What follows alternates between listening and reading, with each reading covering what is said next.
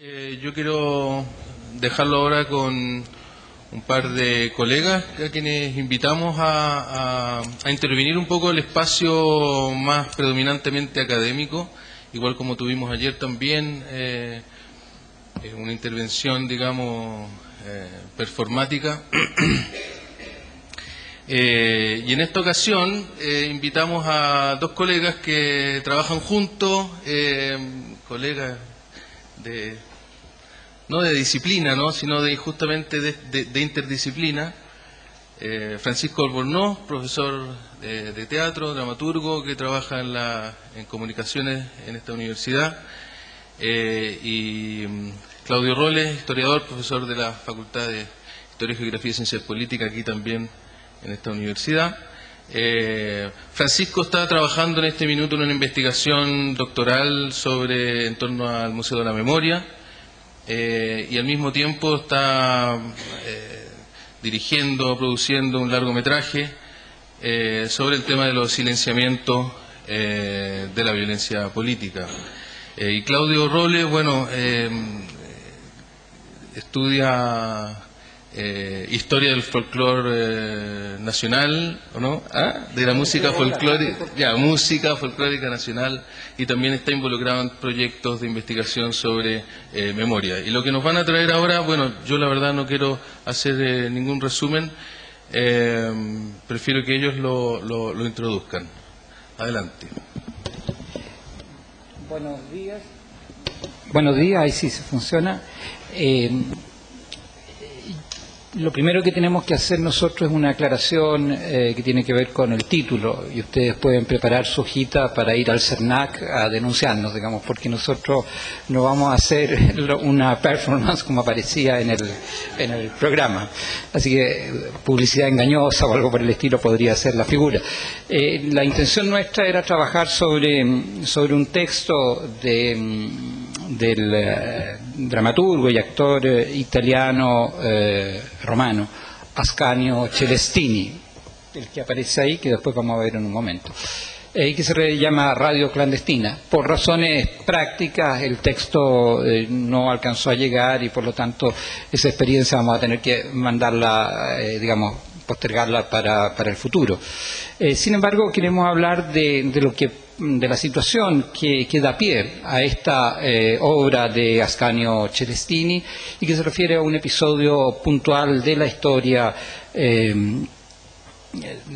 contemporánea de Roma, de la ciudad de Roma, de la Segunda Guerra Mundial, y que tiene que ver con temas de memoria trabajados por un historiador que se llama Alessandro Portelli.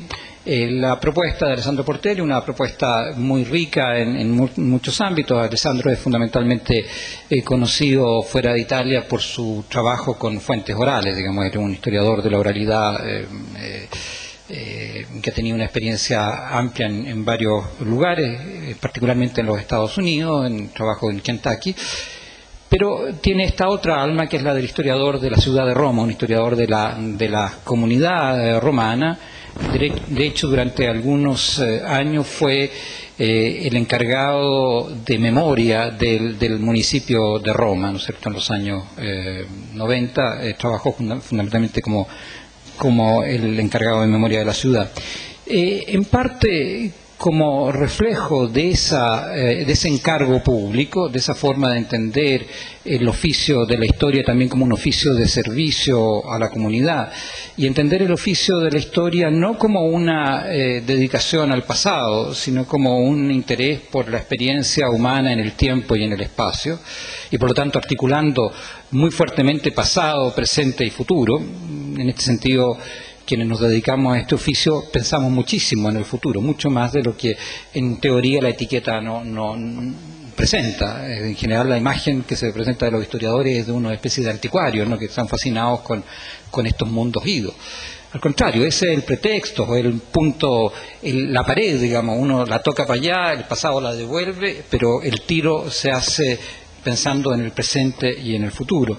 Alessandro Portelli es un buen ejemplo de este trabajo, de hacer paredes con la experiencia del pasado, pensando en el presente y en el futuro.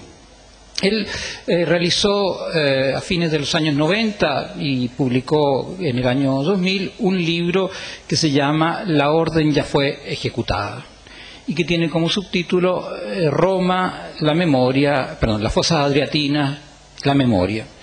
En este libro, Alessandro se encarga de presentar la relación, digamos, problemática, riquísima en posibilidades, entre historia y memoria, entre la experiencia, ¿no es cierto?, de la disciplina que construye un tipo que hace una propuesta de conocimiento basada en la investigación, basada en la crítica de la fuente, en la confrontación de versiones, etcétera, y la experiencia de la memoria de quienes han sido quienes están involucrados en el acontecimiento o en los acontecimientos que se estudian y en sus proyecciones en el tiempo. Alessandro había escrito un libro que es muy importante dentro de la historiografía italiana, que se llama Autobiografía de una ciudad, en el cual él toma su ciudad, no de nacimiento, pero sí donde creció, la ciudad de Terni, una ciudad industrial, y hace, a partir del trabajo con fuente oral y de memorias particulares, digamos, de familias personales, una historia que va desde 1860 hasta 1850 hasta 1970, más o menos, donde a través del trabajo, insisto, con la fuente oral y con la memoria familiar, va reconstruyendo la historia de la ciudad, una ciudad, como decía, fuertemente marcada por la impronta industrial. Con esa experiencia, con ese trabajo en el largo tiempo a través de la historia oral, Alessandro comienza a trabajar sobre este episodio que tiene que ver con la vida de Roma y con un fuerte trauma, haciendo evidente, y esto es uno de los aspectos más interesantes del libro que fue traducido en el 2004 al castellano, lo publicó el Fondo de Cultura Económica de Buenos Aires, pero hoy día es un libro enteramente agotado en todas partes de América. Ojalá el Fondo de Cultura lo reedite algún día. Es un libro lleno de reflexiones sobre la relación, insisto, entre historia y memoria y sobre la complementariedad que se da entre las dos dimensiones. Y donde se hace cargo de un evento traumático, de un evento particularmente importante para la memoria de una ciudad con larga memoria como es la ciudad de Roma. Un evento que se produce en la época de la ocupación alemana de Roma. Roma pasa a ser ocupada por los nazis, por los alemanes que habían sido los aliados de los italianos, a partir del 8 de septiembre del 43, y va a estar ocupada con un régimen muy severo hasta el 4 de junio del 44, cuando se produce la liberación, los alemanes escapan, entran los norteamericanos, los estadounidenses, y termina la liberación de la ciudad. Durante ese periodo hay una serie de episodios de manifiesta violencia por parte de los antiguos aliados alemanes con la población italiana.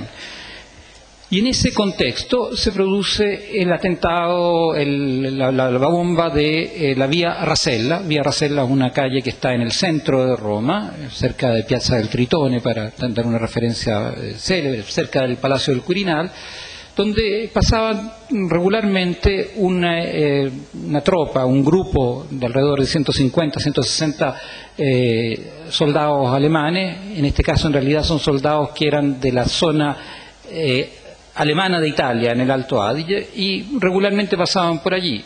La resistencia italiana decide hacer una acción contra ese grupo que pasaba regularmente y ponen una bomba que estalla el día 23 de marzo de 1944. El 23 de marzo es una fecha no casual, era el aniversario de la fundación del fascismo. El 23 de marzo del 19 se había fundado el movimiento fascista, entonces era una fecha simbólica y había un gesto de parte de la resistencia de poner esta bomba.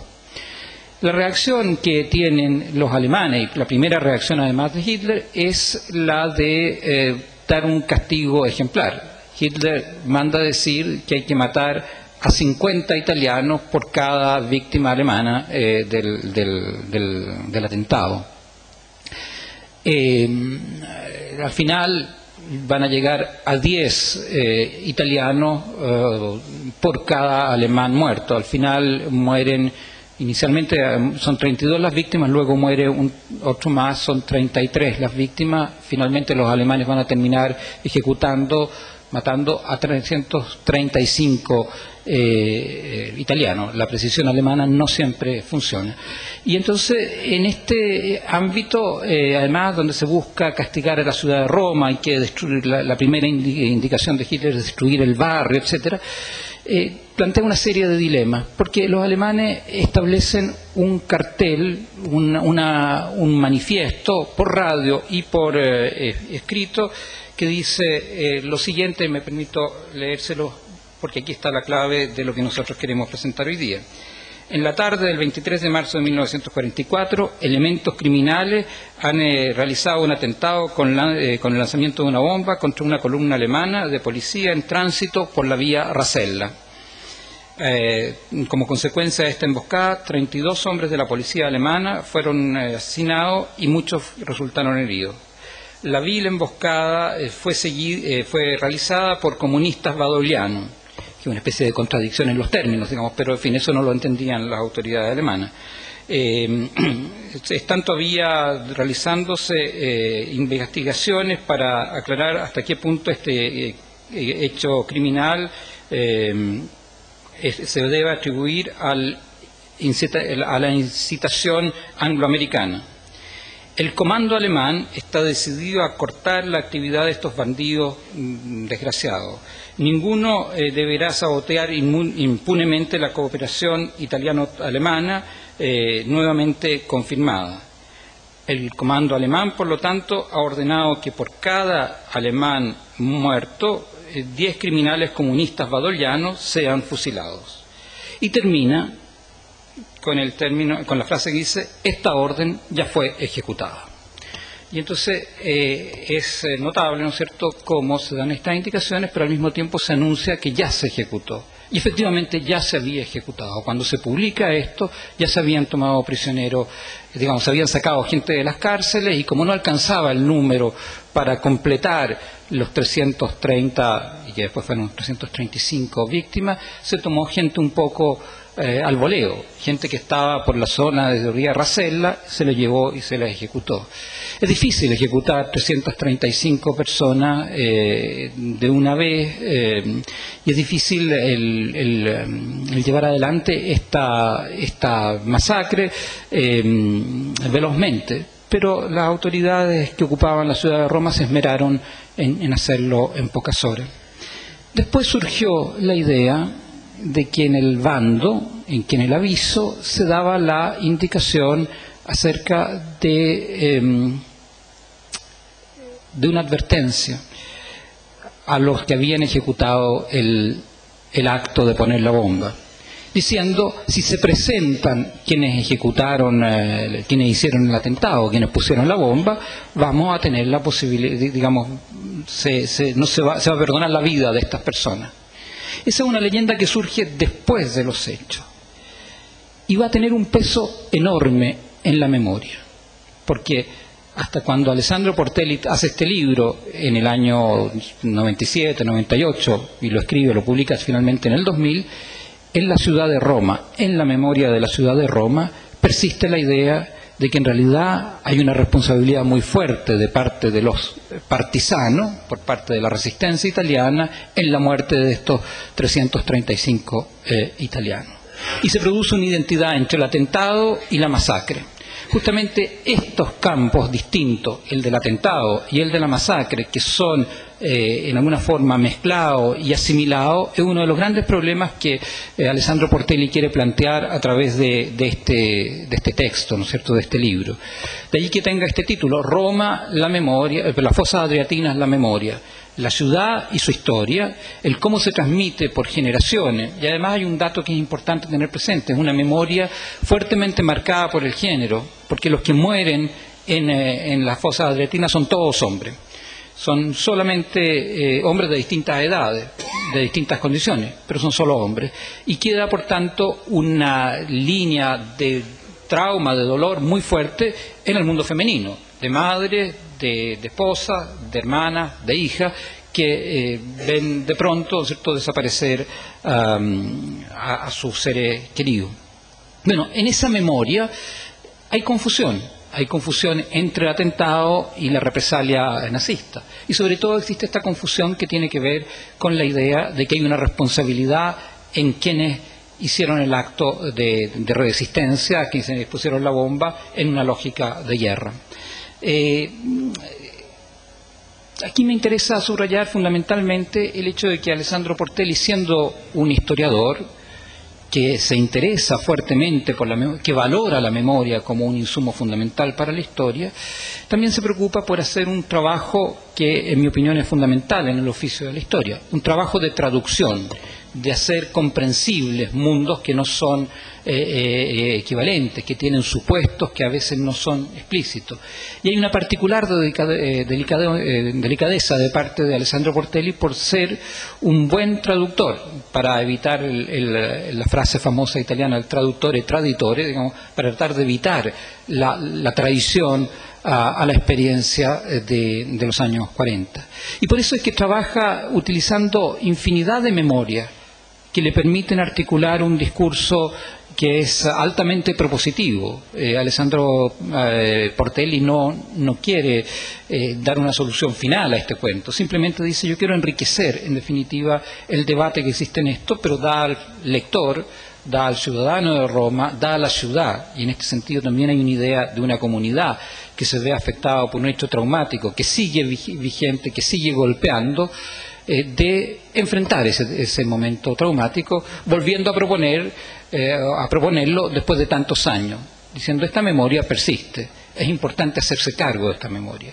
En ese sentido, Alessandro Portelli es un historiador que tiene poco de académico y que no habla o que no piensa su trabajo para la academia, sino que lo piensa para la comunidad en la que vive, para la comunidad a la cual quiere servir, para la comunidad que quiere que sea cada vez más libre, porque tiene mayores elementos de discernimiento, de toma de posiciones.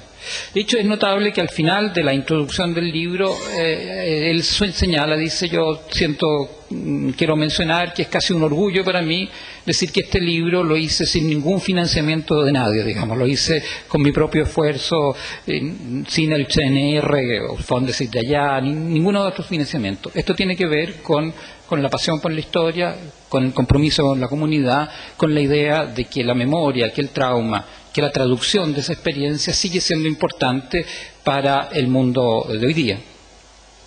Tan importante resultó este compromiso que, siendo Alessandro un hombre muy cercano al mundo de las artes, para darle una referencia, él comenzó su carrera como historiador haciendo una tesis sobre Woody Guthrie, el cantautor de los años 30 y 40, ¿no es cierto?, de música social en Estados Unidos.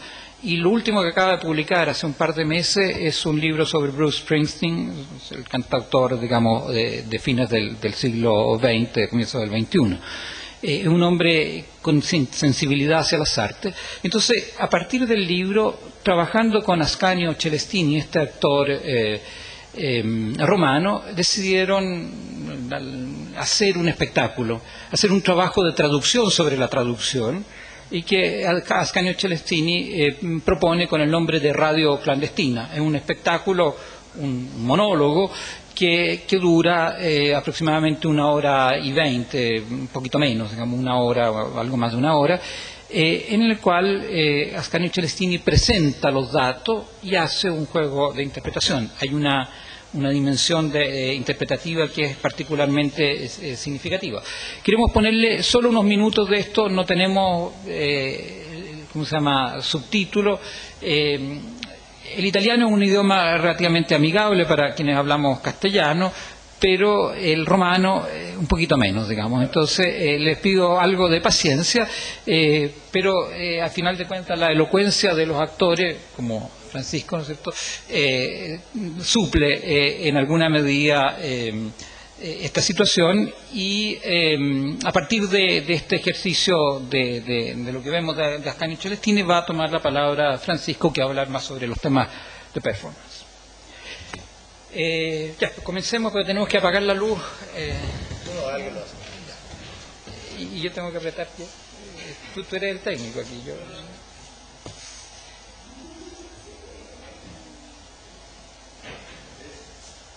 Tango contro samba. nel senso che prima le fanno sentire in tango, poi appresso una samba, poi in tango, una samba, così per tutta la giornata. Alla fine il radioascoltatore deve telefonare e dare il voto di preferenza se è aggredito del più il tango o la samba. Oh, mi dice la Presidente, tutto il giorno sono stato a sentire questa trasmissione, alla fine della trasmissione, alla fine della serata, ha vinto il tango. Aquí viene la parte que me interesa.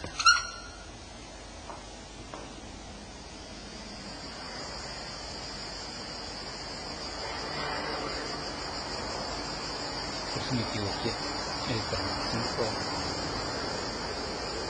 Disculpen, parece que me equivoqué de minutaje en el 45, no, 45. C'è uno che si chiamava Ettore Ronconi. Entro in pieno giorno, da ordine che vengano uccisi 50 italiani per ogni soldato tedesco morto e bisogna far saltare in aria l'intero quartiere. Questo è l'ordine che dà Hitler. Un poquito para atrás. Disculpen, me había equivocado de minutaje, pero aquí 45, 44... Da un fucile mitragliatore. Allora Bentivegna, col braciere della pipa dove ci ha rotto dentro 3 sigarette, il tabacco di 3 sigarette, accende la miccia, corre via, Carla Caponile gli corre dietro e gli nasconde le spalle con impermeabile, Carla e Rosario Bentivegna scappano su un tram, su un autobus che passa da quelle parti, ma mentre che brucia la miccia un gruppo di ragazzini gioca a pallone proprio vicino al carretto, vicino all'esplosivo. Allora Pasquale Balsamo corre su da via del Boccaccio, si fa un pezzettino di salita, si avvicina a questi ragazzini, gli ruba il pallone, dà un calcio al pallone, il pallone rotola giù per la discesa, il ragazzino si gira verso Pasquale Balsamo e dice: oh, fino della mignotta, ma che sta a fare? E poi vede che il pallone suo non ci sta più, corre dietro al pallone e quei ragazzini lì, quelli lì si salveranno. Il carretto esplode, contemporaneamente da sotto la via del Boccaccio e gli altri partigiani lanciano delle bombe a mano. Nell'esplosione moriranno 32 tedeschi e un ragazzino italiano, Zuccheretti, che fratello gemello campa ancora. I tedeschi non capiscono bene quello che è successo, vedono le bombe, l'esplosione, pensano che le bombe siano state buttate dall'alto, così cominciano a sparare sui tetti, sulle finestre ad altezza d'uomo. È stato colpito l'11° reparto del Polizei Regiment Bozen in fase di addestramento a Roma. Quando Adolf Hitler dalla Germania viene a sapere quello che è successo a Roma in pieno centro, in pieno giorno, dà ordine che vengano uccisi 50 italiani per ogni soldato tedesco morto e bisogna far saltare in aria l'intero quartiere. Questo è l'ordine che dà Hitler.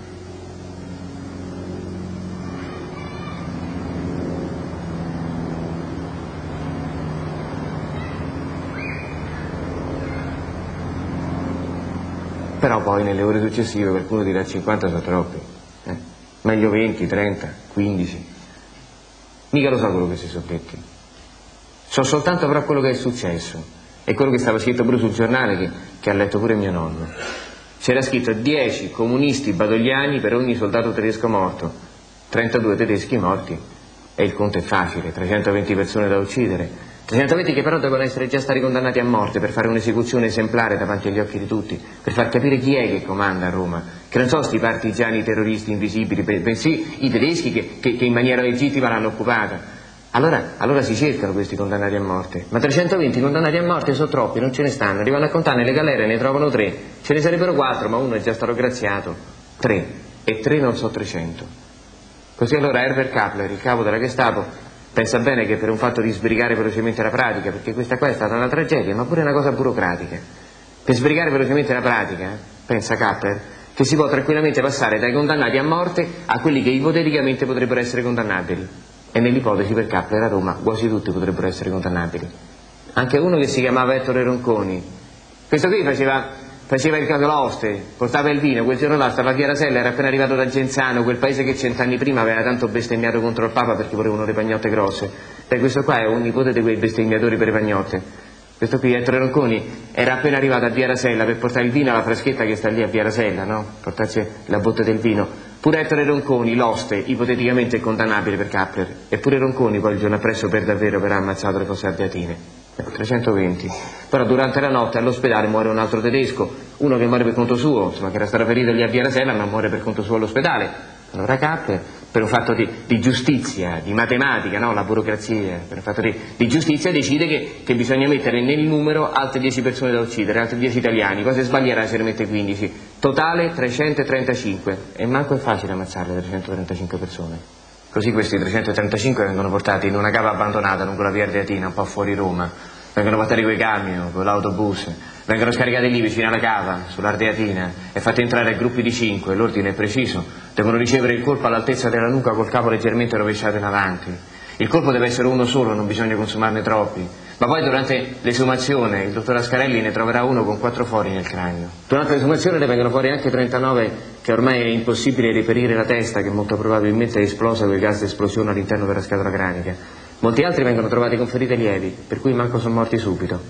Capler al processo dirà che lui ha chiesto ai suoi sottoposti, dice: ma questi qua che li mandiamo dentro, lo sanno qual è la loro condanna? I sottoposti gli hanno detto di no, che non gli eravamo detto per non creare disordine. Per cui questi qua andarono mandati là dentro, non fecero in tempo manco a scrivere 2 righe a caso, un biglietto.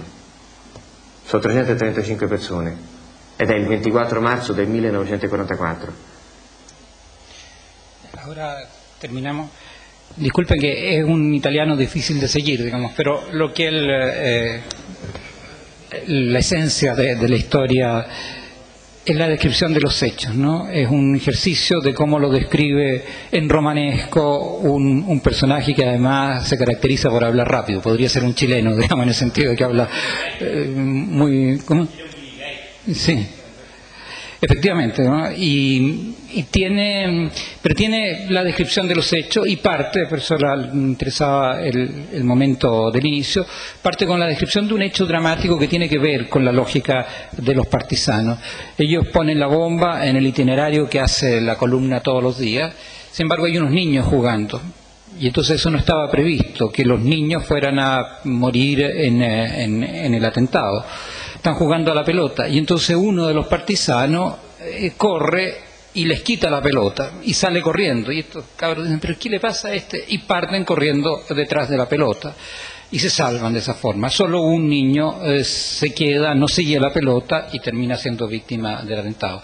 Y luego viene toda esta descripción sobre la lógica, sobre esta lógica burocrática, etcétera, que tiene que ver justamente con las vueltas de la memoria, con las vueltas del trauma, con la forma en que se recuerda este episodio.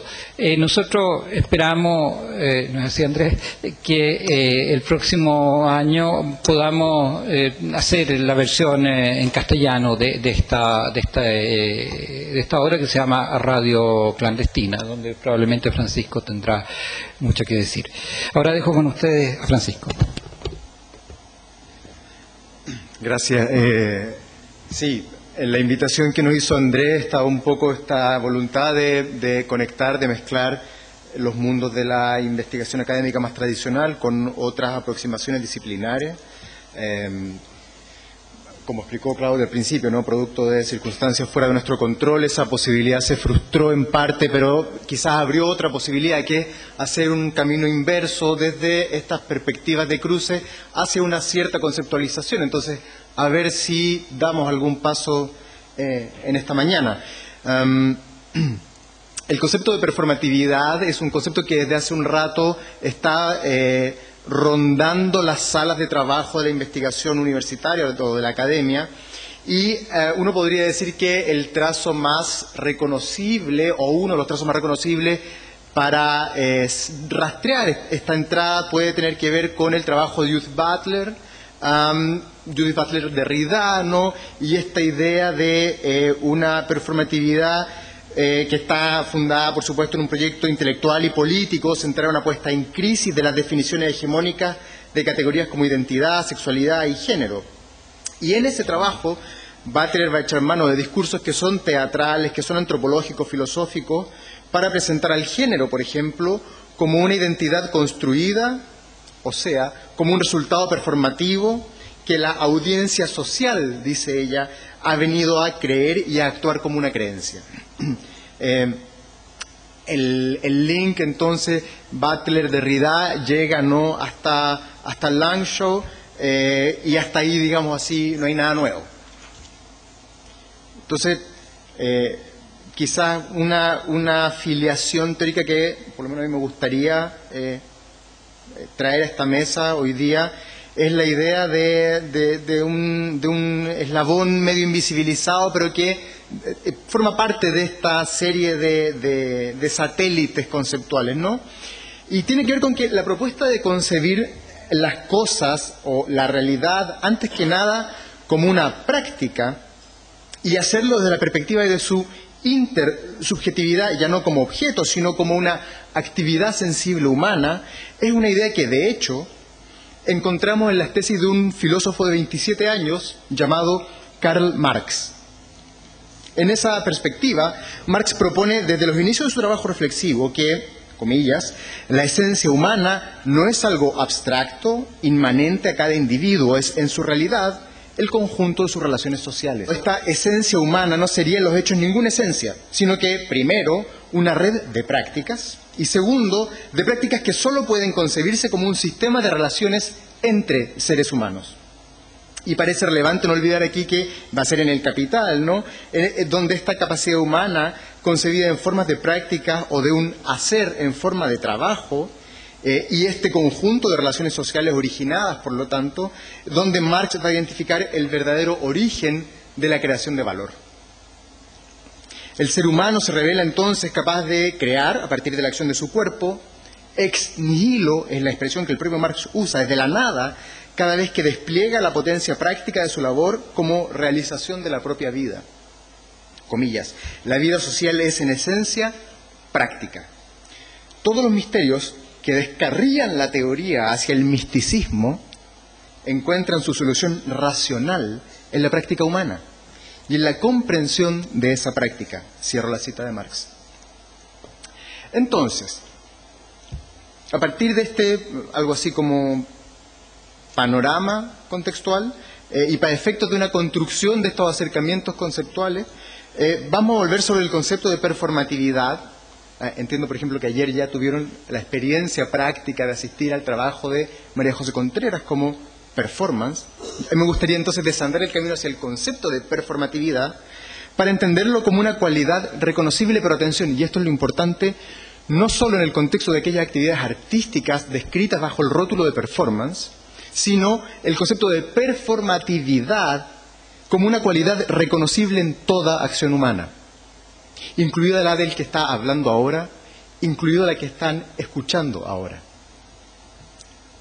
La noción de performatividad entonces centra el foco en nuestra atención en el cuerpo, la presencia y el proceso de la acción, para iluminar el modo en que se trenzan su materialidad física y sus contextos culturales, influyéndose y determinándose mutuamente. La performatividad puede ser comprendida como un proceso dialéctico a través del cual el accionar del cuerpo en su mismo despliegue físico, material, incorpora y encarna las posibilidades culturales y la cultura misma, digamos, de su situación sociohistórica en un espacio liminal en el que ese cuerpo crea y recrea y es creado, recreado por la cultura, de un modo que puede ser descrito como ese bucle de retroalimentación autopoético. Estoy citando a la Erika Fischer-Lichte y su estudio que en español y en alemán se llama Estética de lo performativo. Muy lindo libro.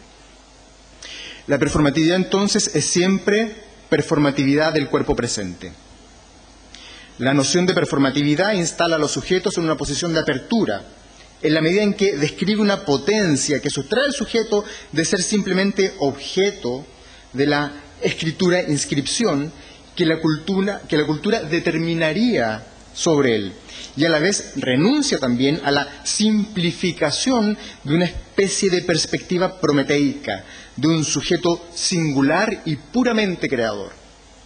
La performatividad como idea y como potencia aplicada, por ejemplo, a la acción política, mantiene abierta la condición ambivalente de estar determinados por la cultura y a la vez ser capaces de crear realidad en la relación de nuestras acciones. Por supuesto, la referencia política no es gratuita o casual. Y entonces, si esa es la noción de performatividad, podemos entonces describir una suerte de concepto secundario, podría ser, que sería el de acto performativo, y entonces entenderemos como acto performativo a cada unidad reconocible, la de construcción de una performance o de una secuencia de acciones realizadas por un cuerpo, considerando cada aspecto de su performatividad. Estas acciones discretas luego podrían ser reorganizadas en nuevas secuencias o ser objetos de elaboraciones o estudios. Un acto performativo cumple con tres características centrales, identificadas en la investigación que han sido antecedentes para estas definiciones que estoy proponiendo. En primer lugar, un acto performativo siempre hace algo, es decir, genera realidad, en el sentido de que desde Austin estamos sugiriendo para performativo. En segundo lugar, un acto performativo inscribe al sujeto al sujeto que lo realiza en la trama de la historia y de la cultura, y en este sentido podemos afirmar que no hay acción intersubjetiva que no sea performativa, ni hay acción humana de la que no podamos distinguir su performatividad, y aquí solo me interesa romper este cierto lugar exclusivo que el arte de la performance probablemente sin querer, pero ha tendido a reclamar para sí. Y por último, en ese espacio liminoide en que tiene lugar cada acto performativo, se abre una imprevisible posibilidad de resultado que se mueve en un arco cuyos polos serían esquemáticamente la reafirmación o la ruptura respecto de las estructuras culturales contextuales. En virtud de la hora, voy a dejar hasta ahí ese espacio de conceptualización para volver entonces al concepto de memoria y de la introducción que Claudio hizo y del trabajo de Portelli Celestini, ¿no? Respecto a la memoria, lo primero que uno puede decir, para enganchar en el lugar común, pero no por eso vacío, es que el pasado se hace presente, y eso es lo que Paul Ricoeur llama esa paradoja de la presencia de lo ausente, aquello que describimos como memoria. Lo ausente se hace presente de modos muy diversos, aparece desde sus huellas, en objetos, en imágenes, aparece desde su narración, en testimonios, en documentos, en literatura. El pasado aparece desde el tiempo y el espacio, en fechas y lugares, pero todas esas apariciones tienen lugar en un sustrato común, en una base material que a veces se desdibuja en los panoramas de reconstrucción. Y ese es el territorio que nos interesa relevar aquí. La memoria aparece en el cuerpo, es en el cuerpo y es entre los cuerpos donde se emplazan materialmente los cimientos de la memoria, la que expresará luego su presencia por diversos medios, por cierto, de manera consciente en el esfuerzo por componer un sentido, en forma de relatos explícitos que configuran al presente. Gran parte de la batalla de la memoria suele ser comprendida en ese sentido como un litigio de narraciones que expliquen lo que sucedió, ofreciéndonos posiciones para tomar frente a lo que hacemos y, sobre todo, a lo que haremos. Pero también aparece en el cuerpo, y por cierto lo que me interesa sugerir es que aparece en el cuerpo más allá de sus elaboraciones. Es el cuerpo en su aparecer, en su comparecencia, en su presencia, el que activa a todos los otros materiales que acuden en auxilio de una construcción de la memoria, a partir de relatos, de lugares, de tiempos y de huellas. Puestos en esta perspectiva, es posible proponer una primera dimensión constitutiva de la memoria, y esta sería su performatividad. La memoria no emerge primero como relato, aparece primero como performatividad, como un marco de actos realizados. Desde esa posición es posible pensar una definición provisoria para aquello que desde nuestras diferentes aproximaciones disciplinares llamamos memoria. La memoria sería primeramente un sistema performativo de relaciones, y desde ese fundamento performativo y corporal de la memoria se constituirá el núcleo de su definición y la clave de su comprensión. La memoria es creada y recreada por la acción de un cuerpo individual o considerado colectivamente, y es esa performatividad de su realización la potencia que produce y activa el conjunto de narraciones e imágenes que constituyen su expresión. Parece claro que hasta ahora han sido esos otros objetos, esas expresiones, narraciones, imágenes, los que han monopolizado el espacio de reflexión y litigio sobre la memoria. Lo que puede comprenderse al considerar el carácter elusivo, contingente, efímero del sistema de relaciones de lo que hemos llamado performatividad. La aparente falta de recursos conceptuales e instrumentales para abordar la cuestión performativa explicaría la preeminencia de reflexiones sobre sus productos, sobre sus huellas, sus rastros, objetivados en formas, ya he dicho mil veces, de narraciones e imágenes de las memorias en disputa. La memoria no es exactamente idéntica a su relato, aunque lo contiene. Memoria es en parte la acción en presente de invocar ese relato, pero no se agota ahí. Desde su posición en la materialidad del cuerpo, entra en relación con las otras materialidades. Memoria no es un edificio, sino el modo en que el cuerpo y el edificio se determinan mutua y permanentemente. Memoria no es el objeto, sino su activación, su trabajo. Memoria no es el testimonio, sino el acto de testimoniar. Es cierto que muchas de las escaramuzas en la batalla de la memoria pueden ser comprendidas como un conflicto de interpretaciones, como un conflicto hermenéutico, pero resulta más problemático, creo yo, plantear que siempre, o en principio, o exclusiva y excluyentemente se haya manifestado así. Y creo que el trabajo presentado por Claudio de Alessandro Portelli apunta justamente a esa otra posibilidad. Los desajustes no son solo hermenéuticos, son también desajustes de los cuerpos. Y al revés. Por eso es que en la batalla de la memoria no solo se reescribe la historia, se hacen desaparecer los cuerpos. Y se les busca. Y se les sigue buscando. La memoria es primera y primariamente un sistema performativo de relaciones. Se actualiza en forma de performances. Activa objetos materiales y simbólicos, produce objetos materiales y simbólicos.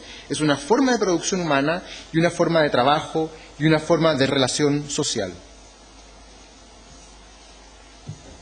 Como último tema para abordar, entonces quisiera pensar un poco con ustedes posibilidades y aperturas para una posibilidad de investigación performativa.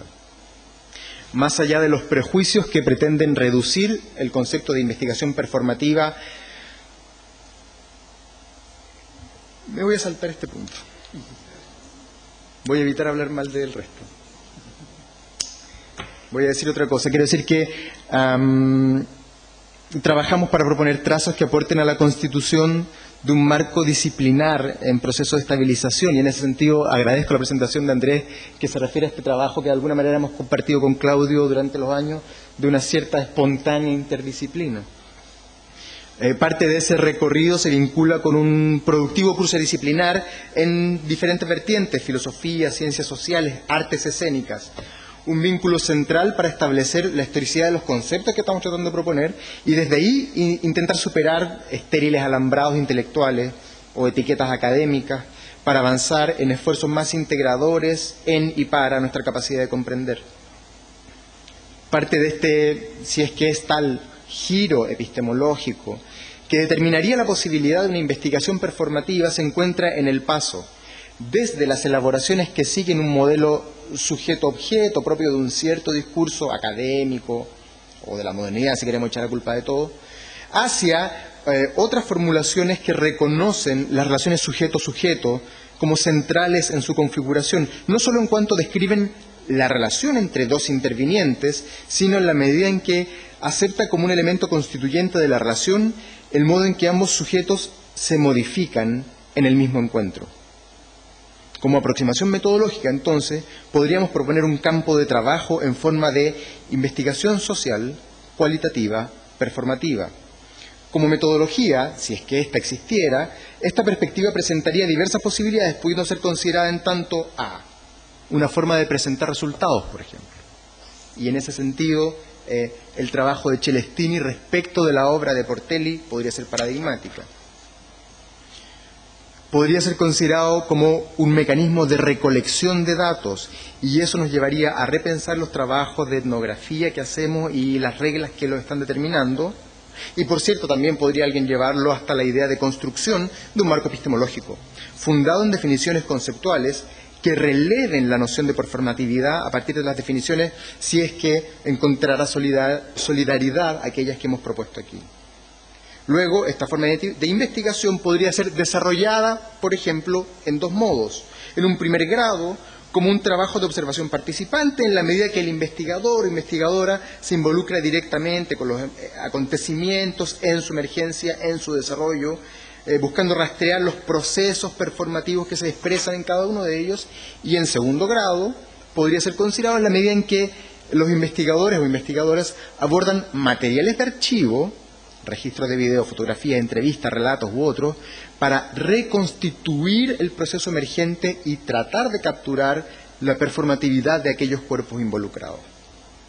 Una epistemología performativa ofrecería a la investigación social algunas aperturas: una forma de pensar, observar y comprender la presencia y la acción intersubjetiva, un espacio de investigación contingente para procesos emergentes y un modo de superar ciertas dicotomías como sujeto-objeto, teoría práctica, vivencia, experiencia, etc.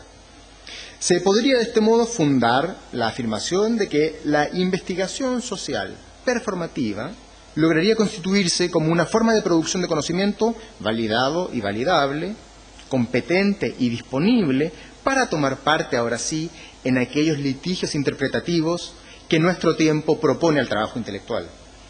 Por cierto, queda mucho camino por avanzar en estas definiciones. Solo a modo de ejemplo, podemos mencionar cuestiones éticas respecto de la relación entre investigadores y los actores, y también la relación entre las comunidades como sistema en las que el investigador y su producción se insertan y se reconocen. Para cerrar, el concepto de performatividad, en el sentido que aquí hemos revisado, reconoce su genealogía mestiza en los campos de la filosofía, de las ciencias sociales y de las artes. Su emergencia ha ido generando las condiciones para sugerir nuevos rumbos, como un concepto autónomo y como elemento capaz de aportar en la construcción de algo así como una nueva epistemología. El panorama que se abre ante la perspectiva del trabajo realizado me anima a insistir en la posibilidad de pensar la performatividad como un prisma para el desarrollo de un auténtico paradigma de la investigación performativa. Y por paradigma estoy parafraseando a Tomás Chordas, que estuvo en el encuentro anterior de ISIS. Simplemente quiero decir una perspectiva metodológica consistente que promueva el volver a analizar la información existente, que visibilice dimensiones hasta ahora desatendidas, ya sea por inestables o por efímeras, y que pueda sugerir nuevas preguntas para la investigación empírica. Esta forma de investigación podría volver a animar una actitud crítica y de aspiración emancipadora, cuestionar las hegemonías representacionales propuestas por ciertas verdades ya fijadas, abriéndose al momento contingente o emergente de la acción intersubjetiva. En la investigación performativa podría volverse ineludible una toma de posición frente a las configuraciones sociales y culturales que puedan aparecer como problemáticas. Potencialmente pretende ser emancipadora, crítica, reflexiva y transformadora, en tanto toma de partido en el reparto de lo sensible. Y es que, volviendo a Marx, la, comillas, coincidencia de la modificación de las circunstancias y de la actividad humana solo puede concebirse y entenderse racionalmente como práctica revolucionaria, cierre de comillas, para estos tiempos de contingencia, de incertidumbre, de ambivalencia, de riesgo. Digamos entonces que quizás el investigador o la investigadora que trabaja desde un paradigma de lo performativo ya no quiere necesariamente ni en principio transformar el mundo que observa, pero tampoco puede evitarlo, porque participa en él.